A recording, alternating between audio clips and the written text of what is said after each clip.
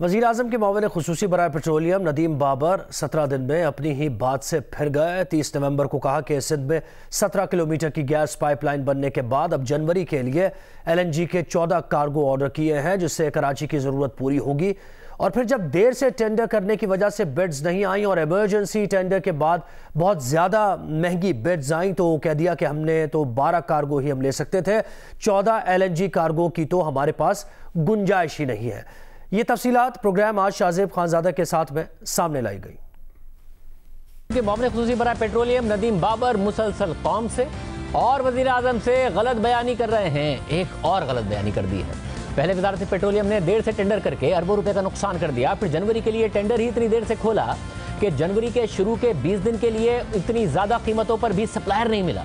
फिर गैस के बहरान के खदशे की वजह से दोबारा इमरजेंसी टेंडर किया तो तारीख के बुलंद तरीन रेट्स मिले, यानी 44% तक का स्लोप मिला, जो आज तक किसी मुल्क को नहीं मिला।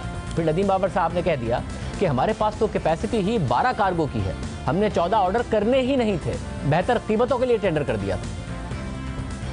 जनवरी में हमने अगर 14 कार्गो प्लान किए थे, हमारे पास कैपेसिटी तो 12 की है, 1200 के हमारे पास रीगैस फैसिलिटी है, हमने 14 ऑर्डर नहीं करने थे।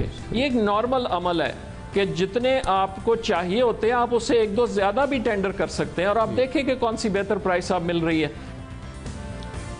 फिर गलत बयानी कर दी है, क्योंकि 17 दिन पहले ही नदीम बाबर साहब बता चुके हैं कि 17 किलोमीटर की पाइपलाइन कराची में मुकम्मल होने की वजह से अब हम 12 के बजाय 14 कार्गो मंगवा सकते हैं। हमारे टर्मिनल फुल कैपेसिटी पे चलेंगे, पूरा दिसंबर, पूरा जनवरी, दिसंबर का महीना 1200 पे चलेंगे, जनवरी में हम 1400 का रेंज कर रहे हैं, क्योंकि इंशाल्लाह हमारी जो पाइपलाइन थी जो हमने सिंध गवर्नमेंट से इजाज़त लेके बनानी थी वो मुकम्मल हो गई होगी। और जब ये 17 किलोमीटर की पाइपलाइन नहीं बनी थी तो सिंध हुकूमत को इल्ज़ाम देते रहे कि हम अपने टर्मिनल्स को 1200 से 1400 MMCFD पर ले जा सकते हैं, मगर सिंध हुकूमत इस पाइपलाइन की इजाज़त नहीं दे रही। हम करेंगे ये कि जो हमारे दोनों LNG के टर्मिनल्स हैं जो इस वक्त तकरीबन 1200 के करीब चल रहे हैं इस महीने, वो हम दिसंबर और जनवरी में उनको 1200 की बजाय 1300-1350 तक चला सकते हैं। लेकिन वो गैस मूव करने की हमारे पास इस वक्त कैपेसिटी नहीं है पाइपलाइन की वजह से।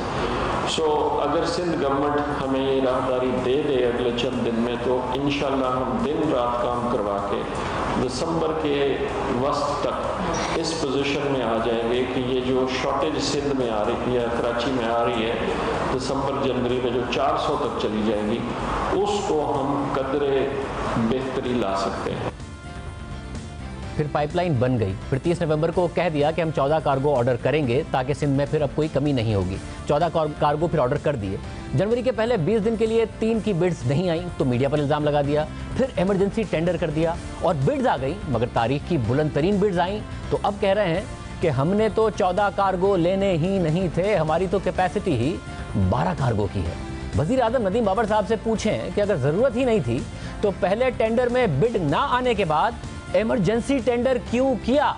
दूसरा सवाल ये पूछें कि अगर कैपेसिटी ही 12 कार्गो की है तो 30 नवंबर को क्यों कहा कि अब 17 किलोमीटर की पाइपलाइन बनने की वजह से कराची की डिमांड 14 कार्गो मंगवा कर पूरी करेंगे। और वज़ीर आज़म तीसरा सवाल नदीम बाबर साहब से ये पूछें कि नदीम बाबर 1 साल से टर्मिनल पूरा इस्तेमाल ना करने की जिम्मेदारी सिंध हुकूमत पर डालते रहे कि 17 किलोमीटर की पाइपलाइन की इजाज़त नहीं मिल रही, अब पाइपलाइन तैयार है तो फिर पूरी टर्मिनल की कैपेसिटी क्यों इस्तेमाल नहीं की जा रही।